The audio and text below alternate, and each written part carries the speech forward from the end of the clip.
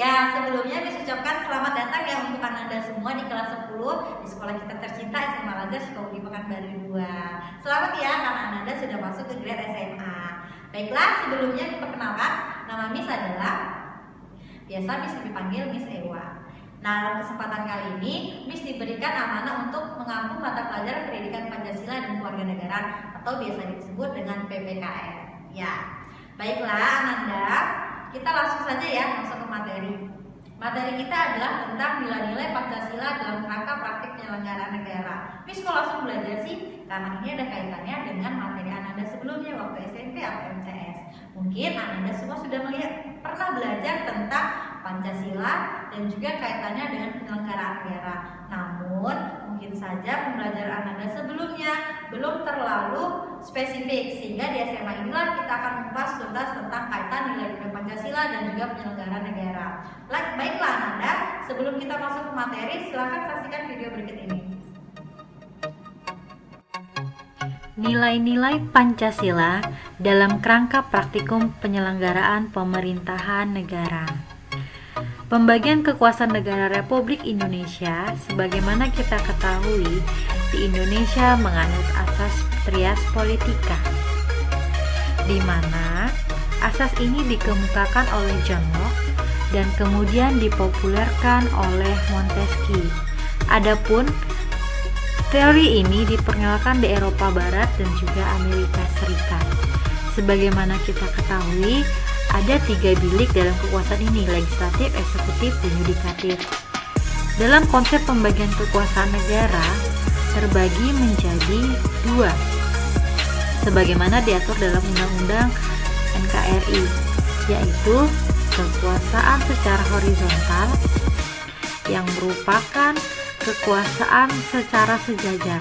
Awalnya hanya 3, kemudian berubah menjadi 6. Yang pertama ada konstitutif, mengubah dan menetapkan undang-undang. Dalam hal ini adalah kewenangan dari lembaga MPR. Yang kedua adalah kekuasaan eksekutif, yaitu menjalankan undang-undang dan menyelenggarakan pemerintahan. Dalam hal ini lembaga yang berwenang adalah presiden dan juga kabinetnya. Yang ketiga ada kekuasaan legislatif, yaitu kekuasaan untuk membentuk undang-undang.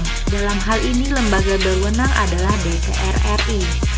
Kemudian yang keempat ada yudikatif, menyelenggarakan peradilan dan menegakkan hukum. Dalam hal ini yang berwenang adalah Mahkamah Agung dan juga Mahkamah Konstitusi.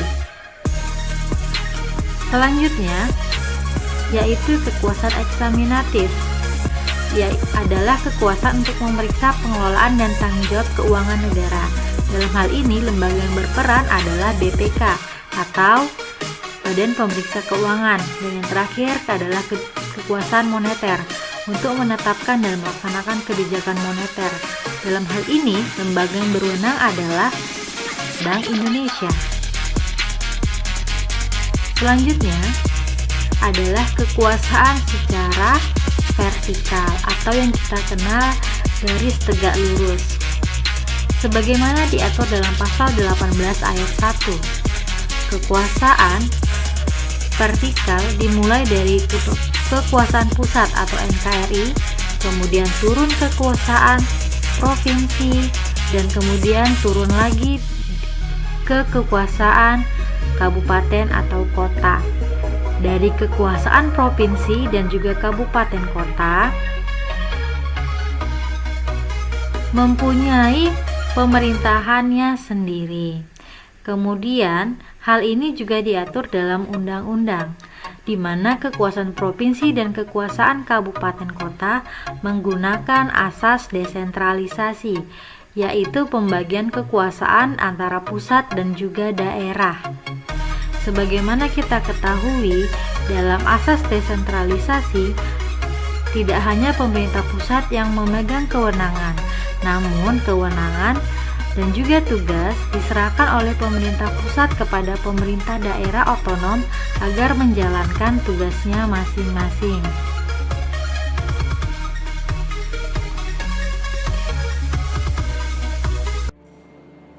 Baiklah Ananda, demikian pemaparan materi kita pada pertemuan kali ini.